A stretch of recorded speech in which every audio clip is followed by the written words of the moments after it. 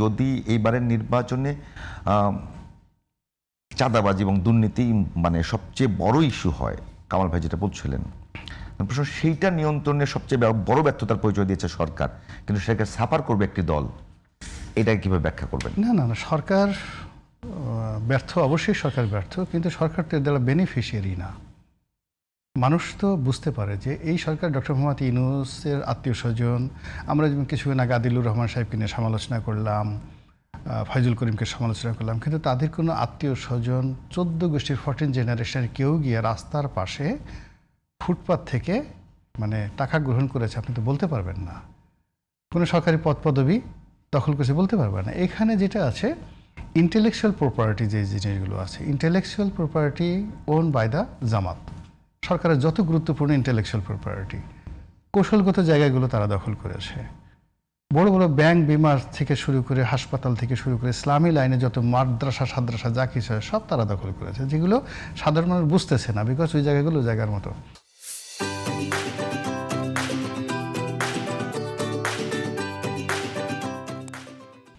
আর ময়লার বাক্স, ময়লার ড্রেন, তারপর শেষে সিটি কর্পোরেশনের ময়লার গাড়ি, এলাকার ডিশ ব্যবসা, ইন্টারনেট ব্যবসা, তারপর শেষে পত্রিকার হকারিগিরি থেকে শুরু করে যা কিছু ছোট, যা কিছু নিন্দনীয়, আওয়ামী লীগ 17 বছর ধরে তিলে তিলে মশার মতো মাছির মতো যা কিছু খেয়েছে, এই সব জিনিসগুলো, মশা মাছির সব জিনিসগুলো একসাথে রয়্যাল বেঙ্গল টাইগারের মতো থাবা দিয়ে 24 ঘন্টা সময় দেয়নি। আগস্ট মাসের 5 তারিখ 6 তারিখ দুপুরের মধ্যে সব দখল হয়ে গেছে। কারা করেছে? আমি আমার একটা কথা বলি, আমার অফিস যে বিল্ডিংয়ে 1997 সনে আমি এই বিল্ডিংটা কিনি, এখানে তোপখানা রোডে সবচেয়ে জায়গাতে। তা আমি বুঝেন যে তোপখানা রোডে আমি কতদিন যাবত আছি এখানে। অফিসের সামনে হঠাৎ করে আমি দেখলাম যে 20-25টা দোকান বসিয়ে দেওয়া হয়েছে। জিজ্ঞাসা করলাম এরা আসলো কোথেকে, এতদিন তো এখানে ছিল না, কোনো হকারই ছিল না আমাদের বিল্ডিংয়ের সামনে। শুধু বসিয়ে দেওয়া হয় না, এদের এক একজনের কাছ থেকে 2 লাখ 3 লাখ টাকা করে অ্যাডভান্স নিয়ে নেওয়া হয়েছে। নিয়ে ওই যে উনি যেটা বললেন, একে তো অ্যাডভান্স দিয়ে তাদেরকে পজিশন দেওয়া হয়েছে, আর প্রতিদিন এসে সেখান থেকে কালেকশন করে নিয়ে যাওয়া হচ্ছে। এখন এই কাজ তো আওয়ামী লীগের জমানাতে হয়নি। আমি শুধু এখানে বললাম, আপনি এখন প্রেস ক্লাবের সামনে থেকে একেবারে সেই মতিঝিল চলে যান, শাপলা চত্বর থেকে ঘুরে ইত্তেফাক মোড় পর্যন্ত চলে যান, ওখান থেকে ঘুরে রাস্তার 2 পাশ দিয়ে এসে বাইতুল মোকাররমের এখান থেকে হয়ে আপনি পুরো গুলিস্তান, নবাবপুর হয়ে বংশাল হয়ে সদরঘাট পর্যন্ত যান। কত লাখ পজিশন বিক্রি হয়েছে, কত হাজার কোটি টাকা লেনদেন হয়েছে। আমি শুধু এই কটা রাস্তার কথা বললাম। এত বড় বড় লোক যাদেরকে আমরা জানতাম যে এদের চুরি করার দরকার নাই এই সমাজে, সেটা তো মানে সিটি কর্পোরেশন এবং সরকারের কাজ সেটাকে নিয়ন্ত্রণ করা। না না, সিটি কর্পোরেশন তো ফুটপাত তো সিটি কর্পোরেশন কিভাবে নিয়ন্ত্রণ করবে? এখানে আপনি কাগজ কলমে কেন যাচ্ছেন? কাগজ কলমে না, ওটা যে মানুষ অবৈধভাবে বসলো সেটাকে নিয়ন্ত্রণ করবে কে? না না, নিয়ন্ত্রণ তো করতে পারছে না সরকার। একে তো দুর্বল সরকার, অন্তর্বর্তীকালীন সরকার, তার কোনো পলিটিক্যাল ফোর্স নাই, মেজার্স নাই। ফলে এখানে যে যেভাবে পাচ্ছে রাম রাজত্বের মতো সে রাজত্ব কায়েম করছে। এইভাবে টেকনাফ থেকে তেঁতুলিয়া গ্রাম অঞ্চলের একেবারে পাড়াগাঁয়ে, যেখানে বিশ্বাস করেন আমরা তো গ্রাম বাংলার মানুষ, গ্রামের এমপি ছিলাম, এরকমও বাজার আছে যেই বাজারে 4-5টা দোকান নিয়ে অসহায় একজন 4-5জন লোক বসে আছে।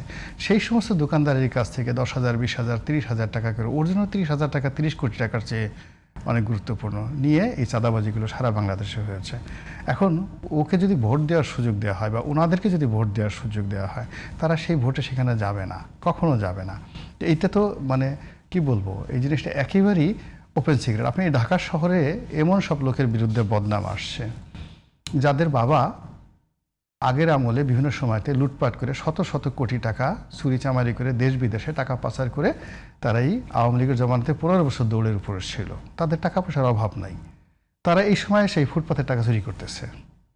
যেই লোক ধরেন ঢাকা শহরের অন্ততপক্ষে 1000 কোটি টাকার প্রপার্টি আছে, জায়গা জমি, বিরাট লোক, সেই লোকের বিরুদ্ধে কারণ বাজারের চাঁদাবাজির অংশ তাকে নিতে হচ্ছে বা তার বিরুদ্ধে সেই বদনামগুলো আসছে।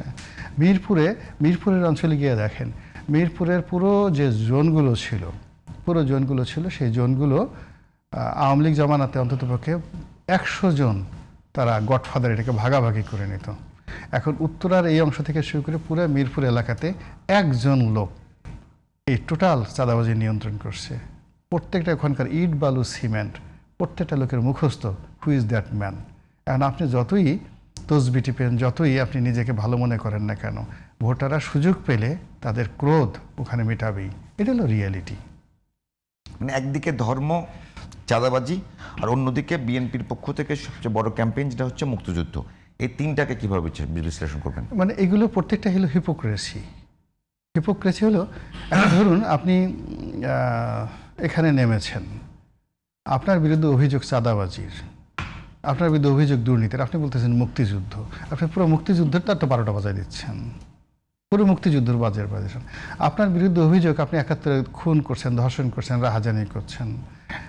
আপনার শরীরে সেই ধর্ষণের রক্ত প্রবাহিত, জেনেটিক্যালি আপনার মন মানসিকতা, আপনি মনে করেন যে আপনার যারা লোকজন আছে তারা ওই সময়টাতে যা কিছু করেছে আল্লাহর মাল, গনিমতের মাল, এই জিনিসগুলো আপনি মনে করছেন সব কিছু। এবং এখন আওয়ামী লীগের বহু পোলাপান ছেলে সন্তানকে আপনি মনে করছেন যেগুলো গনিমতের মাল।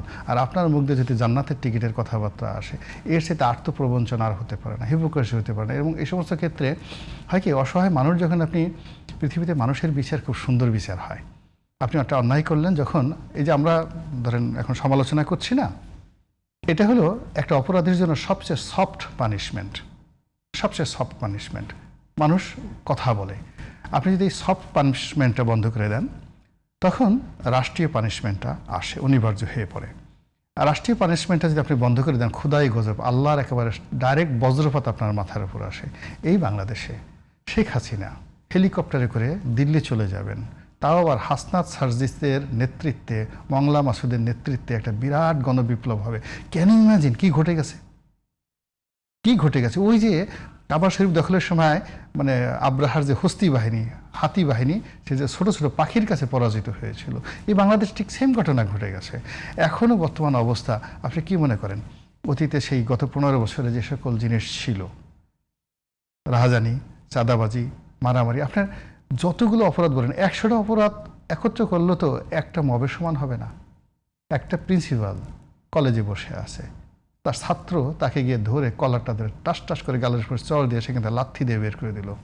এই যে একটা সাংস্কৃতিক যে অধঃপতন হলো, এটাকে আপনার কত শত বছর লাগবে এই মর্যাদাটা। আমরা এখন পর্যন্ত গ্রামে যাই, প্রাইমারি স্কুলের শিক্ষক আমাদের বেছে নাই, হাই স্কুলের শিক্ষক বেছে না, আমাদের টিচাররা অনেকে বেছে নাই, কিন্তু যতদিন বেঁচে ছিলেন আমরা কিন্তু তাদেরকে সালাম করেছি, পা ধরে সালাম করেছি। তো পছনটা কোন পর্যায়ে চলে গেছে? তো সেই পছনের এই জায়গাতে বসে আমি জাহান্নামের আগুনে বসে হাসি পুষ্পের হাসি, এগুলো কবিতায় মানায়, গল্পে মানায়, কিন্তু বাস্তবে মানে সব জায়গাতে হিপোক্রেসি। ইভেন দেখেন এই যে হাদি, ওসমান হাদি নিহত হলেন, এটা তো একটা নির্মম ঘটনা, হোয়াট এভার মেবি, কিন্তু এটাকে ধামাচাপা দেওয়ার জন্য, এটাকে প্রলেপ দেওয়ার জন্য কি করা হচ্ছে? কেন ওসমান হাদির ভাইকে দূতাবাসে চাকরি দিতে হবে আপনি বলেন তো? এর সাথে আত্মপ্রবঞ্চনা আছে, এর সাথে ভণ্ডামি আছে। কারা কি করেছে না করেছে তারা হুড়ে করে দেখা গেল যে এখানে একটা চার্জশিট জমা দিয়ে দিল। এখন এই যে চার্জশিট দিয়ে দিল, ভুক্তভোগী তারা বলল যে এর সাথে গাঁজাখড়ি আর কোনো জিনিস না। এই কাজ কেন করা হলো বলেন তো? এখন কি সেই আগের মতো সেই জজমিয়ার নাটক সাজানোর কোনো একটা অবস্থা আছে বলেন?